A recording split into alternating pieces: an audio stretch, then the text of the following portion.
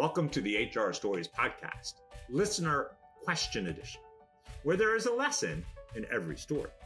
Each week, the team at HR Stories podcast shares questions from our podcast audience and provides tangible, practical advice that everyone can use to get HR right.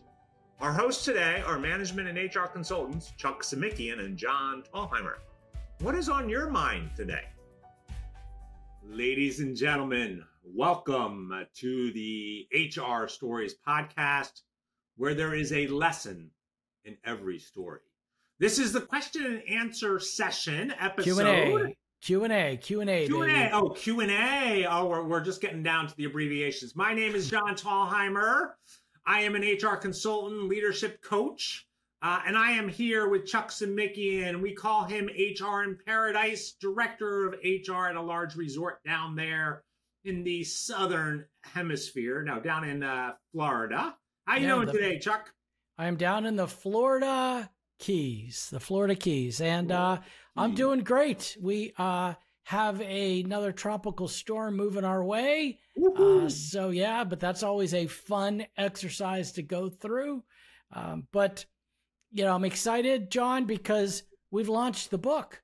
I mean, for those of you that have been listening and following along, we've been working on the Ultimate Guide to HR, our checklist edition. We have pre-launched it. We have launched it. It is out there. And you want to go to ultimateguidetohr.com, ultimateguidetohr.com.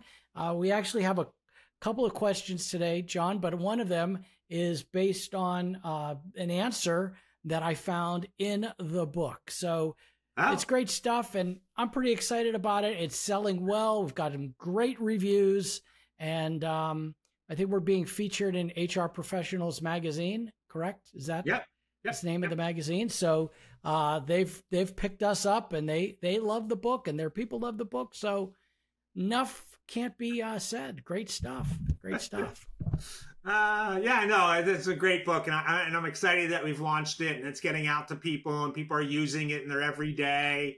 And we're getting what I love about it is getting the feedback, like, oh, this saved me so much time. I was able to use it here, and always good to hear that. You know, you kind of take this project and you kind of nurse it, and you do it, and you talk to people, and you get people's opinion, and you incorporate them, and you do all that, and then you launch it. And so it's good. It's good hearing from our listeners about how impactful it was on their lives. So love hearing that and getting into that and doing that. So it's been fantastic for sure. Yeah, and there are no shortcuts, but this is a shortcut to a lot of those HR questions. And it's years and years of combined experience for John and I. We've put this together based on our collective experiences in HR and leadership, management. Great stuff. Ultimate Guide to HR, and stay tuned. More to come. But John, we got some questions from listeners, some questions from our Facebook page, the HR Team of One Facebook page that's run by the team at HR Stories. Exciting stuff. We got our fingers in everything. We're mixing it up and moving around. Yeah, and some of these questions are from our page. Some of these questions are from a workshop that I was doing today. And so I want to start off with one. We'll start off with one that came up in my payroll law course. And so it was this question. They have supervisors who work in the field, and she was wondering if they should be exempt or non-exempt. So here's my question. Yeah, so again, we want to answer whether they're exempt or non-exempt, but here's my question for you, Chuck. What questions would you ask her to help you decide whether they're exempt or non-exempt? Yeah, well, first of all, and I know different industries are different, but in my world, the term supervisor, and it doesn't matter whether they become supervisors, managers, or whatever, but a lot of times supervisors tend to be hourly, first-ranking management. But I think the first question I'm going to say is, how much do you pay them? You know, what's the pay rate? Yeah, I'd love to know, because if you're paying them $40,000 a year or $30,000 a year, well, obviously that's very low, but, or even $45,000 a year, those some considerations, right? Because you have to have a certain wage level to even be considered salaried exempt? Yeah. So that's really the first question I asked. I love that. And, it's funny because in the class, we had talked about that. So in this case, the salary was above that level.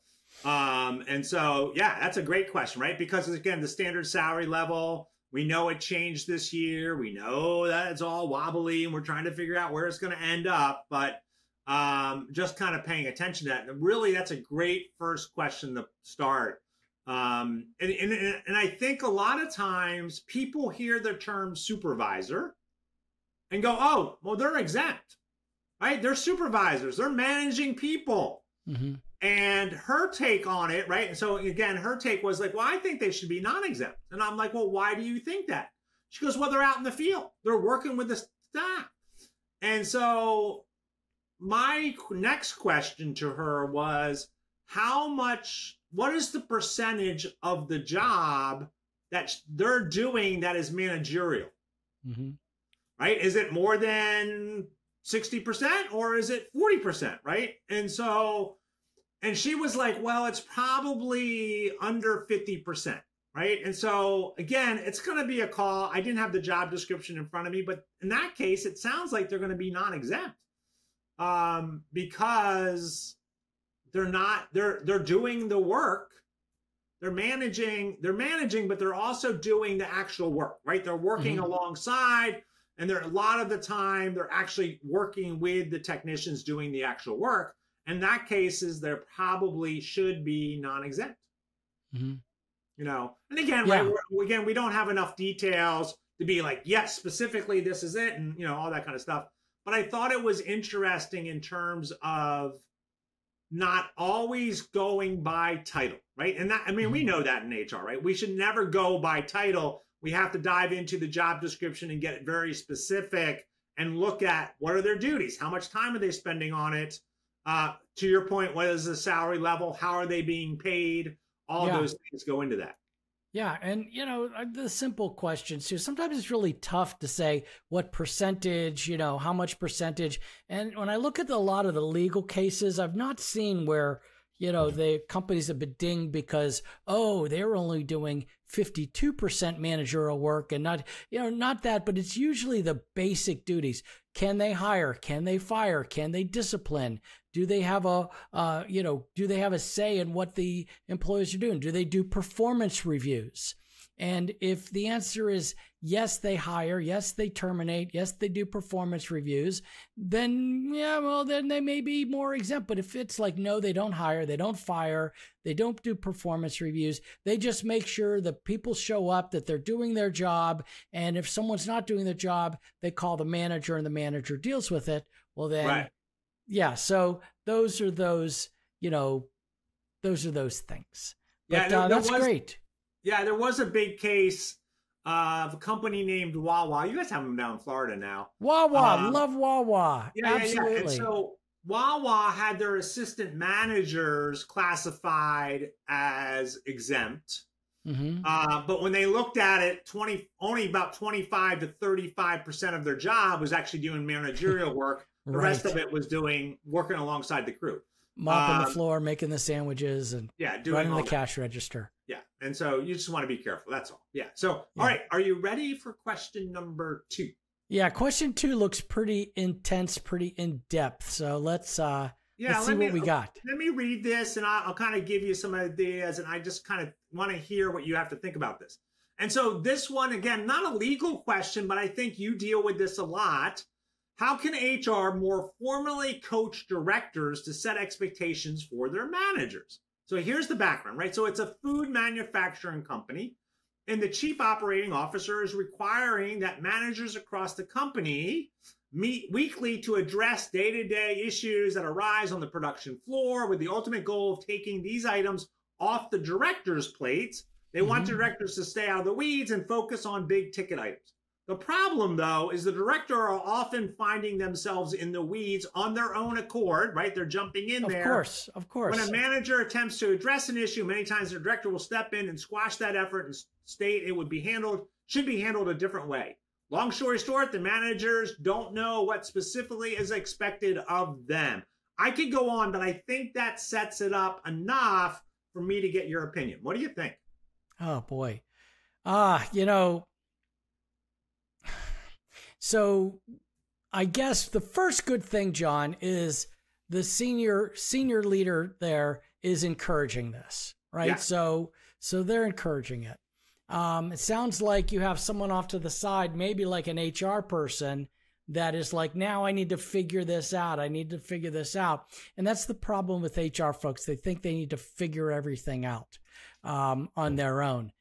So I guess, in situations like this, a couple of different ways to approach it. Number one could be the total ground game, right? The ground game, grassroots effort, where I'm just going to start talking to different directors and saying, how can we make this work for you? Maybe, here's what I've done in the past, John. I found 2 or 3 that are on the bus, that are ready to go, that are going to do this. And I'll work with them first. I'll get them up to speed first. I'll set the parameters first and the best practices first. Then we roll it out. Sometimes the HR folks immediately think of, oh, so-and-so, we got to work with them. We got to get them up to speed. They're wait. No, don't worry about those folks. You're going to put 90% effort into the bottom 10%, where you need to put, more effort into the top people. So get that going, kind of like priming the pump. And you have success with that. You roll out that success to the next person, I think if you try and do everything at one time, it's way too much. I know that's a very nebulous answer because it's based on this very specific question, but that's how I would approach it. I love that, because you're basically using the tenets of change management to get that small coalition together, that you're moving forward. And then as that starts moving forward, you're going to start dragging people with you. So then all of a sudden you're getting that up. And I love that. It was so funny. I kind of had a different take on it. I was thinking more about the directors need to learn delegation skills, right? Mm-hmm. Which is a hard thing to do. And it sounds like the directors don't know how to delegate. And so one of the things is when I'm teaching leadership about delegation, a lot of times people say, well, I can do it better. I can do it faster. I can get things done. And I'm like, I know you can, but that's not the point. The point is for you to take your energy somewhere else and do it and get other things done, right? And so if you're jumping in and you're doing these things, that's a problem. And so I would really think about, how do I help them understand that their managers are not going to be perfect straight away. And they need to give them the room to grow and have them take over and make these decisions and sometimes mess up, but get that in there so you as a director now can go and do what your CEO wants you to do, and not stay above the weeds.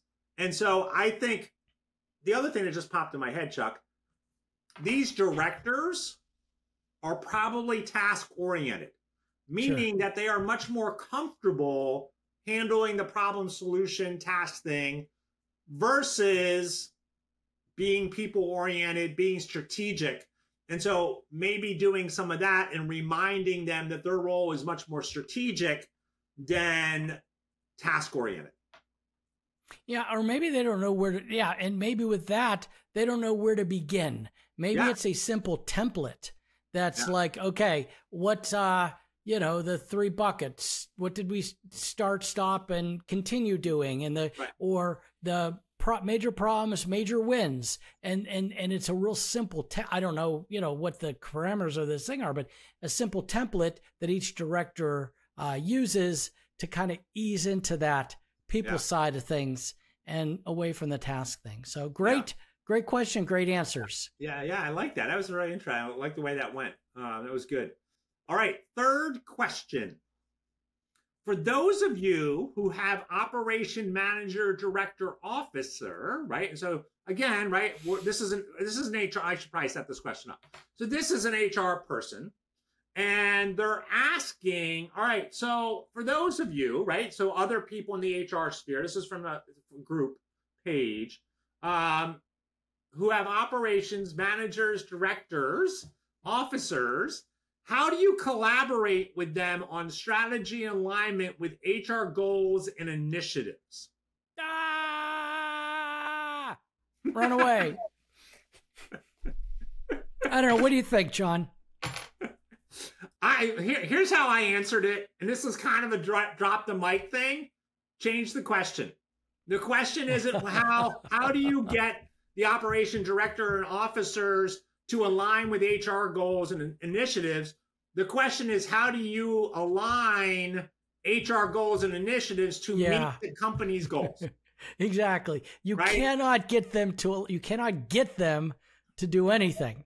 You cannot make people do anything like that. But I love that. I love how you reverse it around. So explain that to our listeners. Okay, so here's the thing, right? And so, yes, we're a department, right? We have goals. We probably have a budget. We have goals. We have operations that somebody is making us want to do. But if we're not aligning the HR functions with the operational functions, then we're in silos, right? And so our goal, I think, is to help the company be successful. And that's through talent management. That's through hiring the right people. That's through making sure that we have a great culture and a great benefit package and we're attracting the best talent.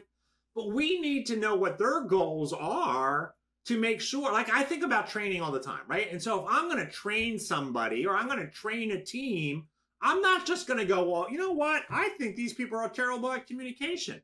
I'm going to go talk to managers and supervisors and employees and really figure out what training do they need to be successful in their roles. And then I'm going to bring that training out. So again, it's not about aligning ourselves.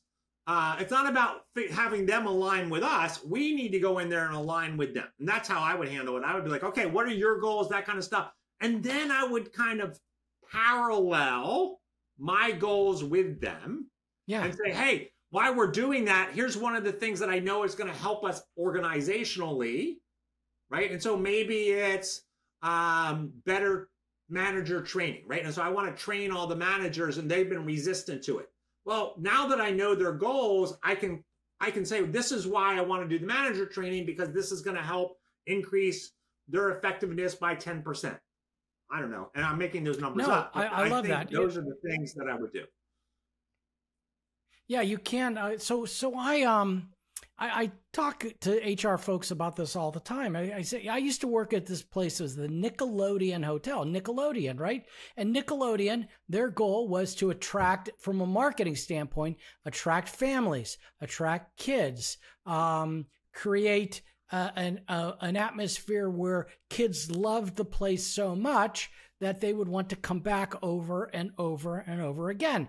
So what are the HR goals? The HR goals is hire and train employees that are kid friendly, that can identify with kids, that are, that type of thing. So that's our goal. Our HR goal is to create a culture and create employee activities that are geared towards family. So our employees, we treat the family, we do family events for our employees because we're a family hotel. And that's what you do. And that's a very simplistic example, but that's exactly what you said on a very, easy to understand mentality is what are the goals of I always say, look at the marketing brochures, look at, what are they talking about in the P&L meetings, profit and loss meetings, and HR. If you're not in the P&L meeting, you need to ask, hey, I'd love to come to the next P&L meeting. Love to know, how's the company doing? How are they making money? And then start thinking about how you can align to those goals with HR to support the company. Beautiful, John. Yeah, and I think the other thing you said there, without saying it, but aligning your organizational goals to the values of the company, right? And so you're like Nickelodeon was family oriented, was probably a big goal. I mean, value, right? And so I would think that would line up in there as well. And so doing that becomes well. So, all right. One more bonus question, John. I think you pulled one in. Well, you snuck it in on me. Yeah, why don't you read that one? All right, here it is. So, hey, Chuck. Hello, Chuck. I'm a new HR director. I'm a new HR director, And I've just stepped into a role where the previous leadership left it a bit of a mess. How many times, Chuck, have we talked to somebody in HR and they're like, yeah, that HR person before me didn't know what they were doing. And it wasn't that they didn't know what they were doing. I'm going to kind of change that. It's because they were doing things the way they have always done things, and they had not changed with the times, right? Okay. Yeah. So I'm trying to figure out where to start. What are the immediate actions I should take to ensure compliance and set a solid foundation for my department, for the function of HR?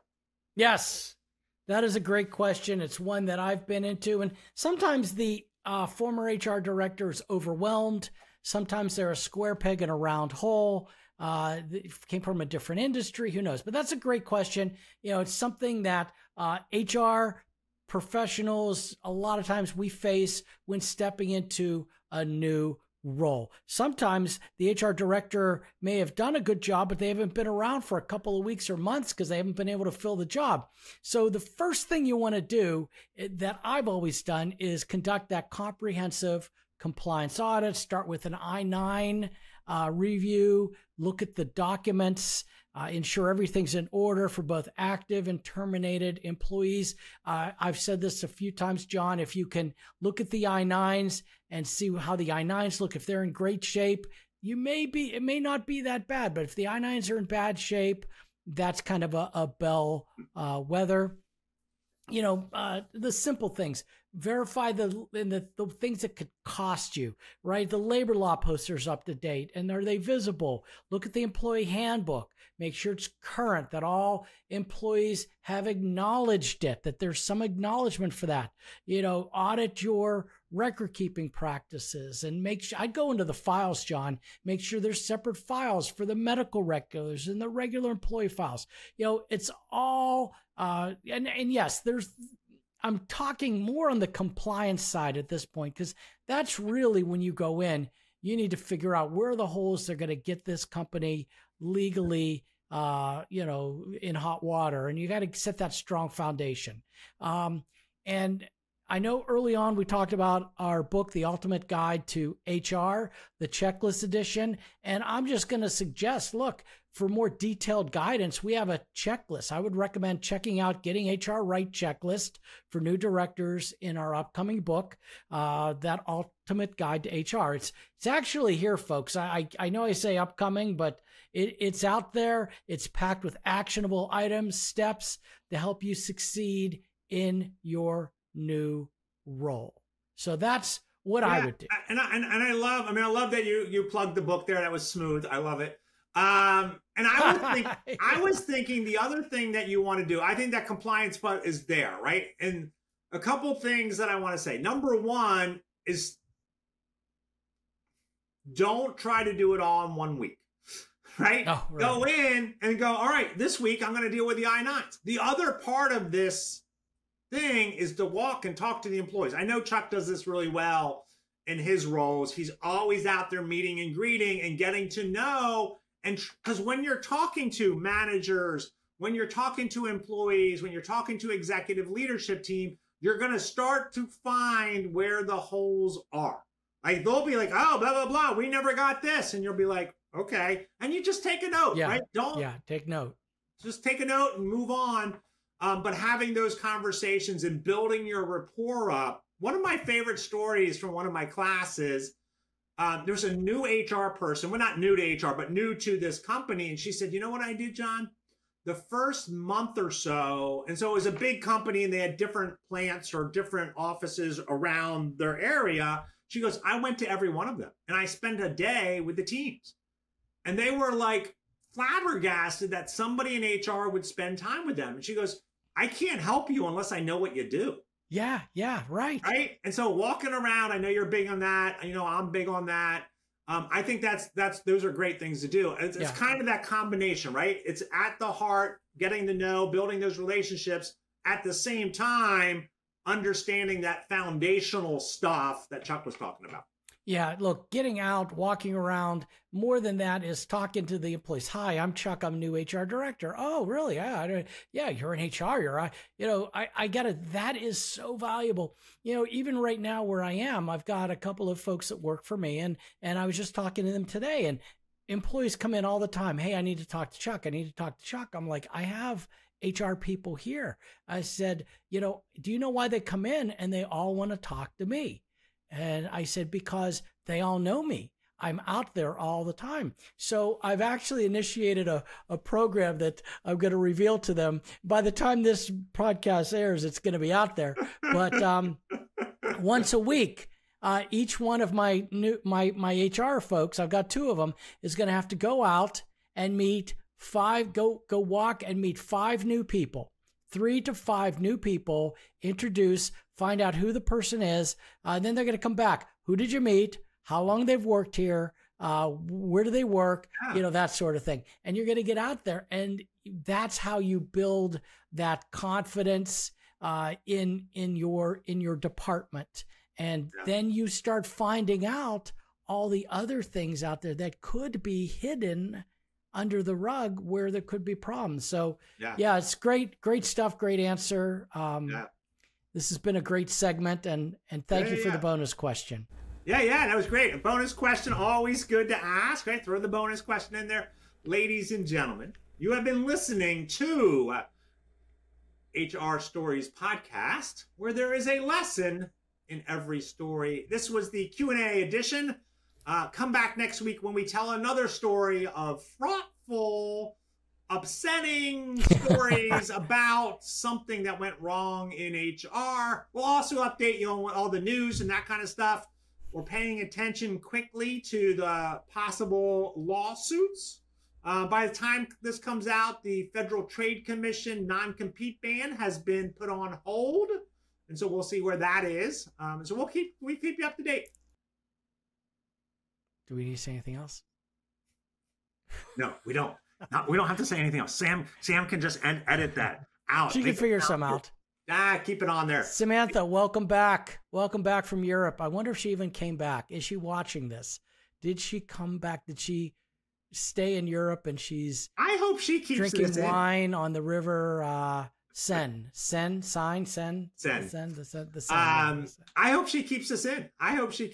Ladies and gentlemen, you've been listening to Chuck and John talk to our producer, who's not in the room, but will be listening to this later.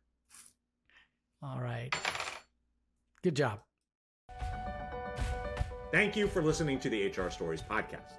The material presented in this podcast is for informational purposes only. Chuck and John always recommend using an employment lawyer or HR consultant to handle any legal concerns or HR issues. We do our best to double check sources and make sure the information we are providing is accurate. We may eliminate or embellish without changing the basic narrative to make the story easier to understand.